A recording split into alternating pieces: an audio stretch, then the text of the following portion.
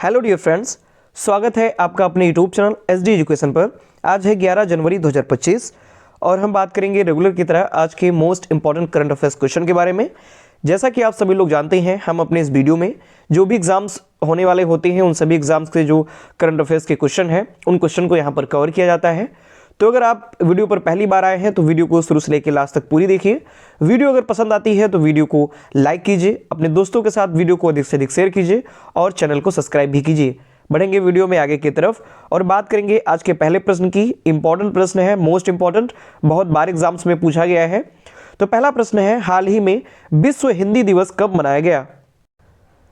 तो जो विश्व हिंदी दिवस है ये प्रत्येक वर्ष हम 10 जनवरी को मनाते हैं। तो इस बार भी 10 जनवरी को विश्व हिंदी दिवस मनाया गया। डिटेल में अगर हम बात करें तो प्रतिवर्ष विश्व हिंदी दिवस 10 जनवरी को मनाया जाता है और इस दिन को जो मनाने का उद्देश्य है वह उद्देश्य है कि हिंदी भाषा के जो वैश्विक प्रचार प्रसार और महत्व को बढ़ावा दिया जा सके। यानी किस प्रकार से जो हिंदी भाषा है उसको ग्लोबली कैसे उसका प्रमोट किया जाए, कैसे हिंदी भाषा को बढ़ावा दिया जाए, इसके लिए यह जो विश्व हिंदी दिवस है ये मनाया जाता है। और प्रत्येक वर्ष 10 जनवरी को ही ये जो विश्व हिंदी दिवस है ये मनाया जाता है। पहली बार 10 जनवरी 1975 को महाराष्ट्र के नागपुर में पहली बार विश्व हिंदी दिवस मनाया गया था। आगे बढ़ते हैं अगले क्वेश्चन की ओर। अगला क्वेश्चन है, हाल ही में बीसीसीआई के सेक्रेटरी के रूप में किसे नियुक्त किया जाएगा? यानी कि किसे बीसीसीआई के सेक्रेटरी के रूप में नियुक्त किया जाएगा? तो ऑप्शन नंबर ए इस प्रश्न का सही जवाब है, यानी कि देवजीत सैकिया को बीसीसीआई के सेक्रेटरी के रूप में नियुक्त किया जाएगा, ऐसी बात चल रही है। तो भारतीय क्रिकेट कंट्रोल बोर्ड, जिसे बीसीसीआई के नाम से जानते हैं, इसके अंतरिम सेक्रेटरी देवजीत सैकिया ही अब बोर्ड के अगले सेक्रेटरी होंगे। यानी कि अभी तक ये अंतरिम सेक्रेटरी के रूप में कार्य कर रहे थे, लेकिन अब जाकर के इनको परमानेंट बीसीसीआई का जो सेक्रेटरी है वो नियुक्त कर दिया जाएगा। जो देवजीत सैकिया है ये 2019 से बीसीसीआई के ज्वाइंट सेक्रेटरी हैं और 12 जनवरी को बीसीसीआई में सचिव और कोषाध्यक्ष के पद पर ये उपचुनाव के द्वारा नियुक्त किए जाएंगे।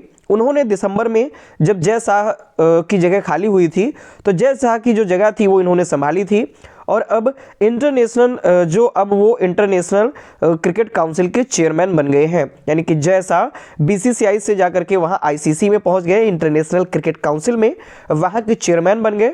तो ये जो जगह थी ये खाली थी, तो इसके स्थान पर अभी तक अंतरिम सेक्रेटरी के रूप में देवजीत सैकिया कार्य कर रहे थे, लेकिन अब इनको परमानेंट नियुक्त कर दिया जाएगा।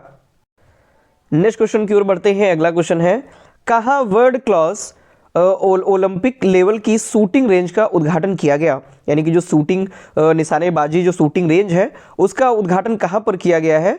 तो ऑप्शन नंबर ए इस प्रश्न का सही जवाब हो जाएगा, यानी दिल्ली में अभी हाल ही में वर्ल्ड क्लास ओलंपिक लेवल की शूटिंग रेंज का उद्घाटन किया गया है।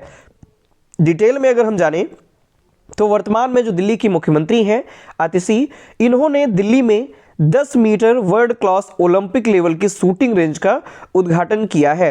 ये जो उद्घाटन है वो 5 जनवरी 2025 को किया गया और ये जो शूटिंग रेंज है ये कालकाजी सरकारी स्कूल, राजकीय सह शिक्षा उच्चतर माध्यमिक विद्यालय नंबर 3, इसमें ये इनका उद्घाटन किया गया है।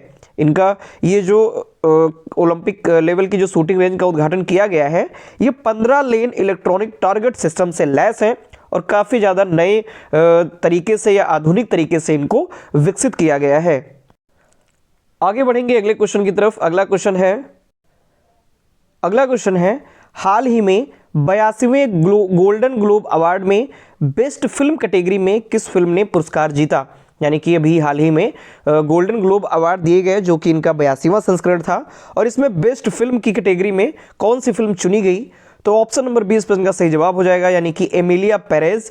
इस फिल्म को 82वें गोल्डन ग्लोब अवार्ड में बेस्ट फिल्म कैटेगरी के रूप में इसको चुना गया है, इसको पुरस्कृत किया गया है। आगे अगर हम डिटेल में बात करें गोल्डन ग्लोब अवार्ड की तो इसके अंतर्गत 82वां ये गोल्डन ग्लोब अवार्ड था और इसमें बेस्ट फिल्म कैटेगरी में फ्रांस की फिल्म एमिलिया पेरेज ने ये जो अवार्ड है ये जीता हुआ है। वहीं बेस्ट डायरेक्टर का जो गोल्डन ग्लोब अवार्ड है, ये जो डायरेक्टर है ब्रेडी कॉर्बेट, इनको दिया गया इनकी फिल्म द ब्रूटलिस्ट के लिए। यानी कि बेस्ट डायरेक्टर का जो अवार्ड है वो ब्रेडी कॉर्बेट को मिला। इनकी जो फिल्म थी द ब्रूटलिस्ट, इसके लिए इन्हें बेस्ट डायरेक्टर का अवार्ड मिला हुआ है। अमेरिका के कैलिफोर्निया में 5 जनवरी की रात 82वें गोल्डन ग्लोब जो अवार्ड हैं ये दिए गए। आगे बढ़ते हैं, कुछ इनसे रिलेटेड जुड़े हुए कुछ अन्य पॉइंट्स अगर जाने तो बेस्ट एक्टर जो कि मोशन पिक्चर ड्रामा के लिए किसे चुना गया, तो एड्रियन ब्रॉडी को चुना गया। इनकी जो फिल्म थी द ब्रूटलिस्ट। बात करें अगर बेस्ट फीमेल एक्टर की, तो इनको चुना गया फर्नांड टोरेस को। इनकी जो फिल्म थी आई एम स्टिल हेयर, इसके लिए इनको बेस्ट फीमेल एक्टर चुना गया। बात करें अगर बेस्ट फीमेल एक्ट्रेस जो कि मोशन पिक्चर म्यूजिक और कॉमेडी के लिए, तो डेमी मूर को द सब्सटेंस के लिए चुना गया। और बेस्ट मेल एक्टर जो कि मोशन पिक्चर म्यूजिक कॉमेडी की श्रेणी में सेबेस्टियन स्टेन को चुना गया। फिल्म थी इनकी ए डिफरेंट मैन। तो इस प्रकार से कुछ अन्य अवार्ड रहे जो कि इस गोल्डन ग्लोब अवार्ड के अंतर्गत दिए गए हैं। आगे बढ़ते हैं, कुछ अन्य पॉइंट इन किसके बारे में अगर जाने तो भारतीय फिल्में कौन कौन सी रही जिन्होंने गोल्डन ग्लोब जीता। भारतीय फिल्मों का क्या कुछ इतिहास रहा गोल्डन ग्लोब में, तो साल 1957 की बात करें तो फिल्म थी दो आंखें 12 हाथ। इसको पहली बार नामांकन मिला था गोल्डन ग्लोब अवार्ड में। ये इंपॉर्टेंट पॉइंट है, अलग से पॉइंट है, आप इनको नोट करते चलिए। तो 1957 में दो आंखें 12 हाथ जो फिल्म थी उसको पहली बार नामांकन मिला था।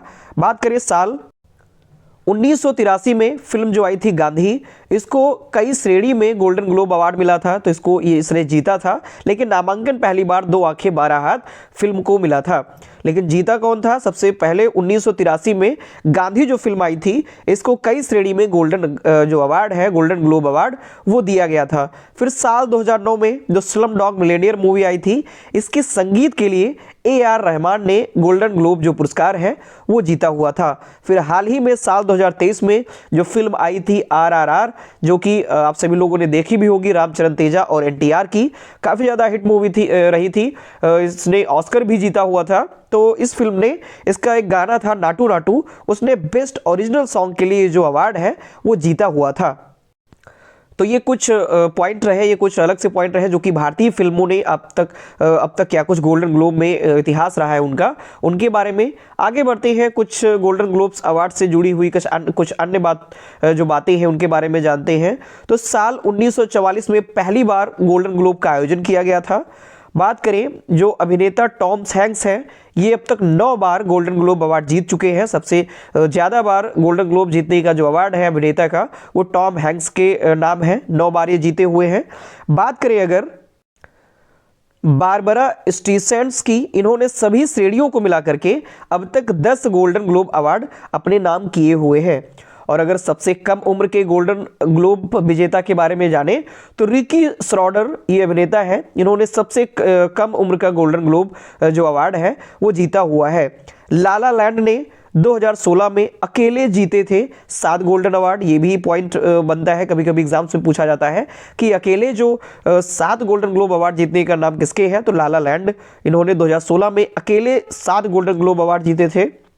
आगे बात करें तो अभिनेत्री मेरिल स्ट्रीप ने 8 बार गोल्डन ग्लोब अवार्ड है वो जीता हुआ है। सबसे अगर उम्र दराज गोल्डन ग्लोब विजेता की बात करें तो एनियो मोरिकॉन, ये सबसे उम्र दराज गोल्डन ग्लोब विजेता है। और अमेरिकी और विदेशी पत्रकारों के इससे संबद्ध 93 सदस्यों का एक समूह इस अवार्ड के लिए वोटिंग करता है। तो इस प्रकार से कुछ अन्य बातें हैं जो गोल्डन ग्लोब अवार्ड से जुड़ी हुई, उनके बारे में हमने चर्चा की। जो इंपॉर्टेंट लगे आपको पॉइंट, वो सारे पॉइंट्स आप नोट डाउन करते चलिए और बढ़ेंगे हम अगले क्वेश्चन की तरफ। अगला क्वेश्चन है, हाल ही में भारत पोल पोर्टल लॉन्च हुआ, यह किसके द्वारा लॉन्च किया गया? यानी कि जो भारत पोल एक पोर्टल है, इसको लॉन्च किया गया है, जो कि भारत और इंटरनेशनल जो इंटरपोल है उसके बीच में ये जो भारत पोल लॉन्च हुआ है, तो ये पोर्टल है, इसको किसके द्वारा विकसित किया गया? तो ऑप्शन नंबर 20 प्रश्न का सही जवाब हो जाएगा। इसे CBI के द्वारा विकसित किया गया है। अगर हम डिटेल में इसके बारे में जानें तो हाल ही में 7 जनवरी को CBI का डेवलप किया गया भारत पोल जो पोर्टल है, इसे लॉन्च किया गया है। गृह मंत्री अमित शाह जी ने इसे लॉन्च किया हुआ है, यानी कि कह सकते हैं इसका उद्घाटन किया हुआ है। अमित शाह जी ने 35 CBI ऑफिसर्स को उनकी सर्विस के लिए पुलिस मेडल भी इसी बीच इन्होंने प्रदान किए, यानी कि जब इसको लॉन्च किया गया भारत पोल, उसी दौरान 35 जो CBI ऑफिसर्स थे उनकी सर्विस के लिए उनको पुलिस मेडल भी प्रदान किए गए। ये जो भारत पोल पोर्टल है, इसकी मदद से भारत की जो जांच एजेंसियां हैं वह विदेशी एजेंसियों और इंटरपोल से कनेक्ट हो पाएंगी, और जो इंटरनेशनली जो कुछ भी कह सकते हैं मदद होगी या कुछ भी हेल्प होगी वो इसके द्वारा की जा सकेगी। आगे बढ़ते हैं अगले क्वेश्चन की ओर। अगला क्वेश्चन है, हाल ही में कौन सा देश ब्रिक्स समूह का पूर्ण सदस्य बन गया है? यानी कि अभी हाल ही में कौन सा ऐसा देश है जो कि ब्रिक्स समूह का अब पूर्ण सदस्य बनकर के बना हुआ है? तो ऑप्शन नंबर डी इस प्रश्न का सही जवाब हो जाएगा, यानी कि इंडोनेशिया देश ब्रिक्स समूह का पूर्ण सदस्य देश बन गया है।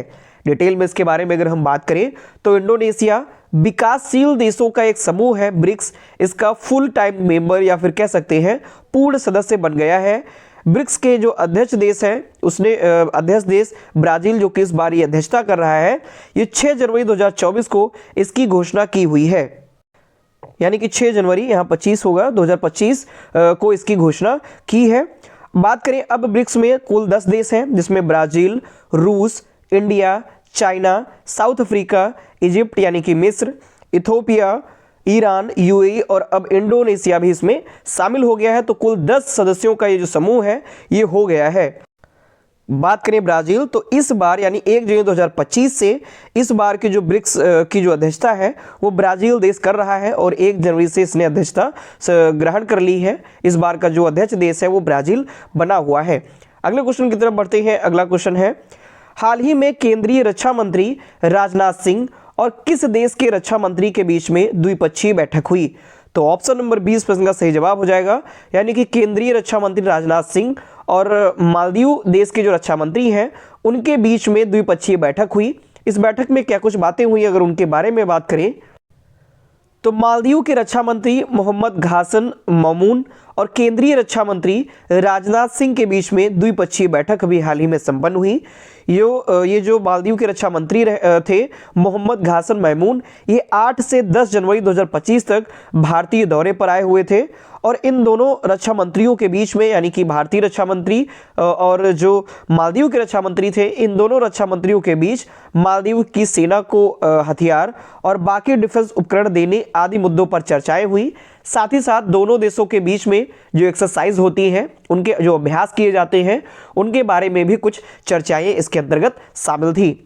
बात करें मोहम्मद मुइज्जू जो कि राष्ट्रपति है मालदीव के, ये नवंबर 2023 में मालदीव के राष्ट्रपति बनकर के आए हुए थे। अगले क्वेश्चन की ओर बढ़ते हैं। अगला क्वेश्चन है, हाल ही में किस केंद्रीय मंत्री ने भारत सरकार का 2025 का कैलेंडर जारी किया? तो ऑप्शन नंबर सी इस प्रश्न का सही जवाब हो जाएगा, यानी कि अश्विनी वैष्णव जो कि रेल मंत्री हैं, इन्होंने भारत सरकार का 2025 का कैलेंडर जारी किया है। डिटेल में आप यह कैलेंडर देख सकते हैं, ये कैलेंडर है और इसकी थीम भी इन्होंने रखी हुई है। बात करें अगर हम तो केंद्रीय सूचना प्रसारण मंत्री और साथ ही साथ रेल मंत्री अश्विनी वैष्णव ने जन भागीदारी से जन कल्याण इस थीम वाला भारत सरकार का जो कैलेंडर है वो जारी किया है। कब इसको जारी किया गया? तो 7 जनवरी 2025 को इसे जारी किया गया। कैलेंडर की जो शुरुआत है वो उसका जो मोटो है वो है सर्वेषां मंगलम भूयात, यानी कि सभी का कल्याण, ये इस पे लिखा हुआ है। बात करें जो कैलेंडर है ये 13 भाषाओं में प्रकाशित किया गया है, ये भी इंपॉर्टेंट है, इसको भी ध्यान रखिए। और आगे चलते हैं अगले क्वेश्चन की तरफ। अगला क्वेश्चन है, प्रयागराज में कुंभ पर्व के दौरान कब ग्रीन महाकुंभ का आयोजन किया जाएगा? यानी कि इस बार महाकुंभ पर्व का आयोजन किया जा रहा है और महाकुंभ के इस पर्व के दौरान ही ग्रीन महाकुंभ का भी आयोजन किया जाएगा। तो इसका आयोजन होगा 31 जनवरी, यानी कि ऑप्शन नंबर डी इस प्रश्न का सही जवाब है। तो प्रयागराज के कुंभ पर्व या महाकुंभ पर्व के दौरान 31 जनवरी को ग्रीन महाकुंभ का आयोजन किया जाएगा। उत्तर प्रदेश के प्रयागराज में कुंभ के लिए बसाई गई जो कुंभ नगरी है, इसको साफ रखने के लिए एक स्वच्छता रथ यात्रा निकाली जाएगी और निकाली गई थी। इसमें 1000 से ज़्यादा एनवायरनमेंट और वाटर कंजर्वेशन जो वर्कर्स हैं वो सभी शामिल होंगे और बताएंगे किस प्रकार से वातावरण को सुरक्षित रख सकते हैं, वातावरण को साफ सुथरा रखें, एनवायरनमेंट का कैसे ख्याल रखें, इन सभी बातों के बारे में उसके अंतर्गत जो चर्चाएँ हैं वो शामिल की जाएंगी। नेक्स्ट और लास्ट क्वेश्चन की तरफ बढ़ते हैं। लास्ट क्वेश्चन है, हाल ही में इंडिया ओपन सुपर 750 यानी 750 बैडमिंटन टूर्नामेंट का जो आयोजन है वो कहां किया जाएगा? तो ऑप्शन नंबर ए इस प्रश्न का सही जवाब हो जाएगा, यानी कि नई दिल्ली में India open super 750 badminton tournament का आयोजन किया जाएगा। डिटेल में इसके बारे में अगर हम बात करें तो इंडिया सुपर 750 बैडमिंटन टूर्नामेंट नई दिल्ली के इंदिरा गांधी स्टेडियम के केडी जाधव इंडोर हॉल में खेला जाएगा। इसका जो आयोजन है वो 14 जनवरी 2025 से प्रारंभ हो जाएगा, यानी 14 जनवरी 2025 से इसकी शुरुआत हो जाएगी। लक्ष्य सेन और पीवी सिंधु भारतीय खिलाड़ियों की टीम की अगुवाई करेंगे और जो चिराग शेट्टी, सात्विक साईराज, रंकी रेड्डी ये मेंस डबल में जो डबल्स होगा उसमें भारतीय टीम की अगुवाई करेंगे। तो ये थे आज के हमारे मोस्ट इंपॉर्टेंट करंट अफेयर्स के क्वेश्चन। आशा करता हूं सारे क्वेश्चंस इन्फॉर्मेटिव लगे होंगे, सारे जो क्वेश्चंस हैं वो पसंद आए होंगे। तो अगर आपको ये वीडियो पसंद आती है तो उसके लिए आप वीडियो को लाइक कीजिए, अपने दोस्तों के साथ वीडियो को अधिक से अधिक शेयर कीजिए, साथ ही साथ चैनल को सब्सक्राइब भी कीजिए। धन्यवाद।